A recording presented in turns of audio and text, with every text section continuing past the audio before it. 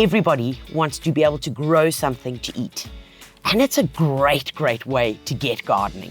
One of the biggest issues is I don't have space. Now, come on, guys. We can grow things anywhere, but right now I'm going to teach you one of the easiest, quickest way, most satisfying ways that you can learn how to grow different veggies in one said pot.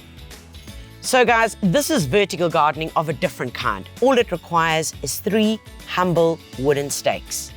The potting mixture that you need is as follows. It's really simple. It's the same potting mixture that we used for the Elho planter. What it is, it's 50% in volume of potting soil, 50% compost. You mix that together. Into that, you're gonna add 2 handfuls of Atlantic fruit and flowers. You're then gonna add 1 block which you have deconstituted of palm peat. Now, once you've deconstituted it, you don't need to use the entire block. I want you to take half of that and add that to your mixture. Mix that all together. The last thing that you want to add is some Humigrow. Humigrow is my EcoBuzz. It works really well. It's basically compost in a bullet. Most important, your size of your pot. The bigger your pot, the more volume, the more plants you can put in there. Now, you'll notice we've already filled it with our medium, but most importantly, we have only filled it to about 3/4. So when I take my first plant, look at that. I can easily just put it in there. This little guy here is called a snack pepper. So that little guy is going to go in there. What I've got here is a little tomato. Now, this is one of the bite size, which is the cherry tomatoes. Lots of flowers means lots of fruit. So he's going to go in there as, can you notice what's happening here? We're forming a triangle. My third major plant, which is also going to be my filler, is going to be my Swiss chard. See, we've got the triangular shape. Take the pot, give it a squeeze, grab your fingers, put it over there, and then we just turn the pot upside down, and there it comes out. Nice and easy, beautiful root system, and we pop this little guy in right over here.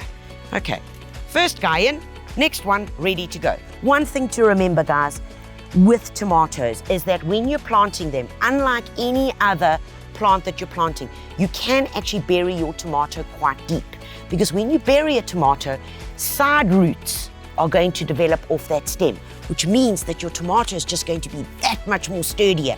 Okay, so the little baby tomato goes in there. You can see he's a bit lower. And then my beautiful Swiss chard and that little guy goes in here. And now that we've got the main plants in for our triangle, we're now going to fill in between. Nice and easy. Guys, always remember, when you are planting, never to use your final height at the top. Never allow your potting soil to come right to the top of the pot, because then when you're watering, the water just simply flows off the edges of the pot. Next up is our vertical gardening pot. Now this is where the most humble of bamboo stakes come into play. Now you can buy these loose at your local builders, or you can get them as a pack of 10. So you could use this, or you could use these plastic coated. All right, so all we do now is we take our 3 stakes. Now you see where the triangle, where the gaps in the triangles are. I want to take it just slightly in because it's got to go at an angle. Next one, same thing, okay? Slightly in and then push it down. Right, next up what we need is a bit of twisty tie, and I like it, it's a plastic coated wire. Just nip it off there, and all I'm going to do is round the top here, hold these 3 together and just tie it up. Because I don't like the look of plastic, I take a bit of twine and I just wrap the twine around it. Next step, guys, is to take your twine, and what I want you to do is you can start at the top, you can start at the bottom, really is up to you, but make a good secure knot over here, okay? So I want you to take it and then just go round, okay? So we're just making a little loop. There we go. Give it a bit of tension, go round, a little bit of a loop, give it a bit of tension, and then we go down, okay? Go round, okay? And then go through and actually make a little knot.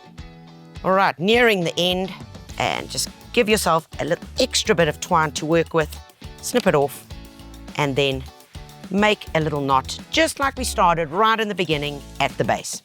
You can either, at this point, you can grow broad beans or you can grow climbing beans. Now you can grow them from seed, and they're really easy because they're nice big seed. And all you've got to do is take the seed and pop 2 in next to each stake. And then as they germinate, the one that's the strongest, you allow that one to continue growing.